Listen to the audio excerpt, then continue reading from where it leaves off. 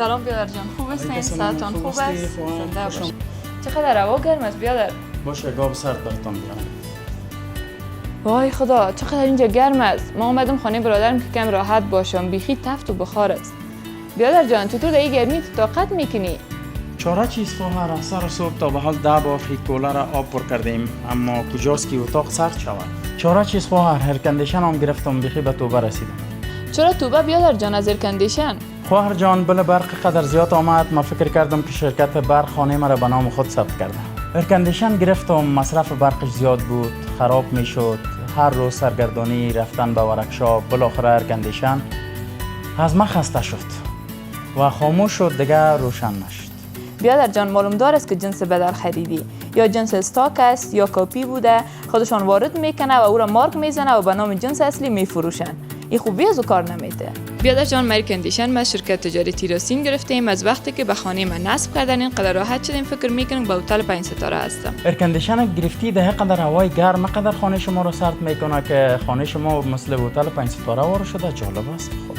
خب بیادر اینقدر سرد میکنه که گاهی فکر میکنم دستای ویدیو هستم. خواهر جان از ایرکندیشن که خودت گرفتی اگر ما بگیرم باز بل برقش چطور کنم؟ مجبور من موتور خودم بفروشم باز بل برق تحویل کنم. نه بابا، ایرکندیشنی که از راستین بازار گرفتم اینورتری واقعی است. بله برق کامت فکر کردم هیچ اصلا مصرف نداره. واقعا چقدر عالی خواهر جان، از تعریفی که از ایرکندیشنتون کردین خوشم آمد. من باید یک دانه بگیرم. بله بیادر، تازه سیستم سولری رو برام شرکت تجارتی راستین نصب کردن. حالا که برق شهری را از دور میبینم میگم سلام همسایه. بسیار عالی، من هم خرید خود باید از شرکت تجارتی راستین کنم.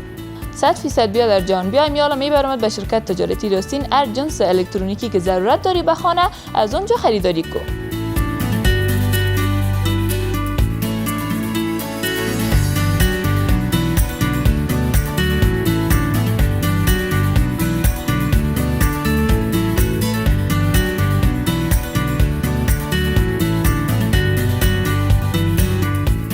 گرمی، رطوبت، بوی نم و مصرف بالای برق را کنار بگذارید.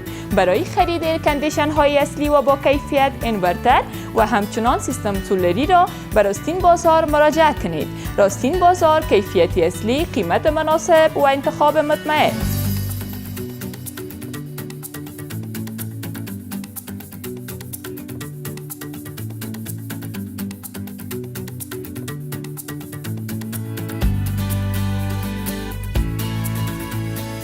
واو، ایرکندیشن چقدر عالی است. یک سردی بسیار خوب داره.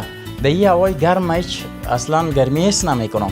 تشکر خواهر جان از اینکه شرکت تجارتی راستین برای ما معرفی کردین. جنس با کیفیت و اجناس خوب داره.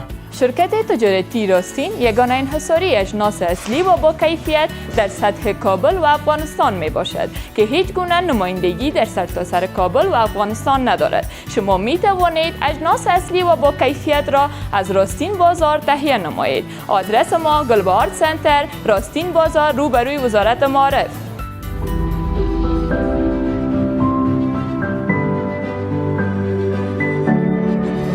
راستین، باور در زندگی.